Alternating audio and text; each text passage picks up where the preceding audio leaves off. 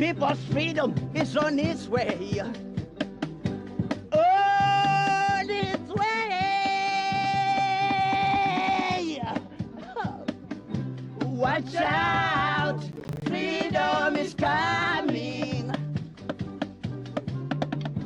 With thunders from the weapon.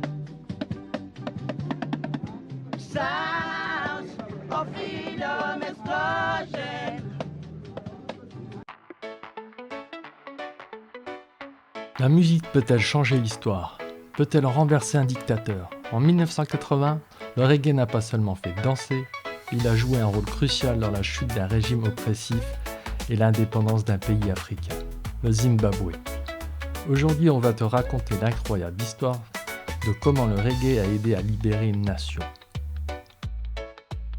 Avant de s'appeler le Zimbabwe, ce pays s'appelait la Rhodésie et était sous le contrôle d'une minorité blanche dirigée par un homme, Ian Smith. Pendant des années, la majorité noire était privée de droits, exploitée et réprimée par un régime raciste et brutal. Le gouvernement de M. Ian Smith avait quant à lui préféré la solution employée en Afrique du Sud. Les familles devaient rester dans les réserves si possible et les hommes seuls pouvaient venir en ville habiter des quartiers pour célibataires financés par les employeurs, les maîtres, selon le langage de ces mêmes Noirs. À Harare, des dizaines de milliers de Noirs habitent toujours ces bâtiments sinistres à raison de 4 ou 5 par chambre, pratiquement sans confort. Des ampoules de 40 watts pour tout éclairage, des cafards partout, des trous dans le plafond. Voilà le monde que nous a fait découvrir M. Rasmas. How long have you lived here? 10 years. And you live here with your 2 uncles? Yes. Who pays for the rooms? The masters. There is something that surprises me very much, and that is that black people in this country have accepted this kind of conditions. Why is that? How is that? We didn't accept this. We were forced by the former government to do. If anyone failed to do what the former government wants, was to be killed or sentenced to prison. But you don't seem to hate us, whites. No, the people of the country don't hate whites, because whites are the friends who brings money into the country. So you think Who that brings job into the country? So you think that the whites should stay? Yes. Do you have a job yourself? No. Are there many people without jobs? Yes. Thousands. What did you do during the war? Just stay. Going in the streets of industries looking for a job, but we can't find this sort of thing. Are you married? Yes. Do you have children? Yes, I have got 4 children with me. And when do you see them? Your family?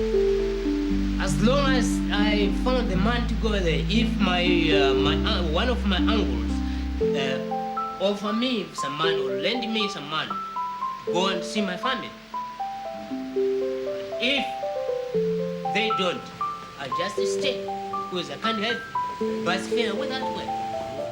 À l'autre bout du monde, Bob Marley chante la liberté. Ses paroles résonnent avec sa lutte des peuples opprimés. En 1979, il sort une chanson qui devient un hymne révolutionnaire en Afrique, Zimbabwe. Pour Marley, la libération de Zimbabwe est une cause personnelle. Il croit tellement à cette lutte qu'il va faire quelque chose d'incroyable.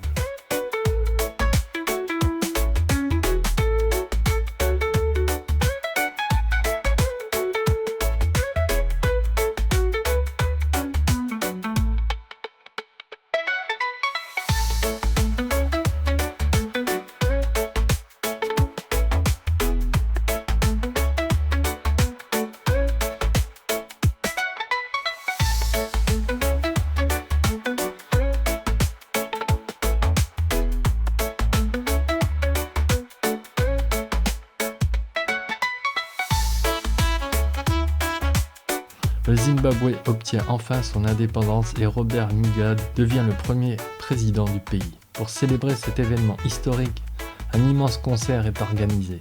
Bob Marley paye lui-même tous les frais pour venir jouer à Harare.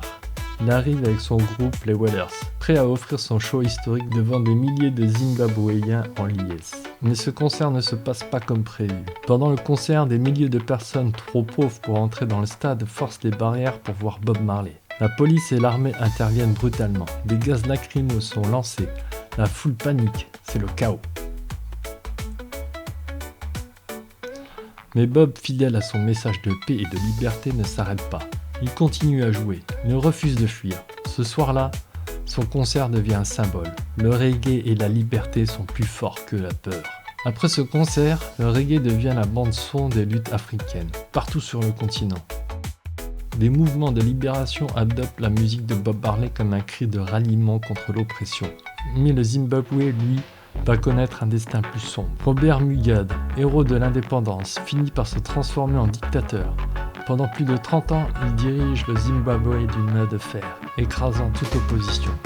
Peut-être que Marley, en chantant la liberté, ne se doutait pas qu'un jour, un même homme trahirait son peuple. Mais une chose est sûre, la musique n'a jamais cessé d'inspirer la lutte pour la justice. L'histoire du Zimbabwe nous rappelle le pouvoir incroyable de la musique.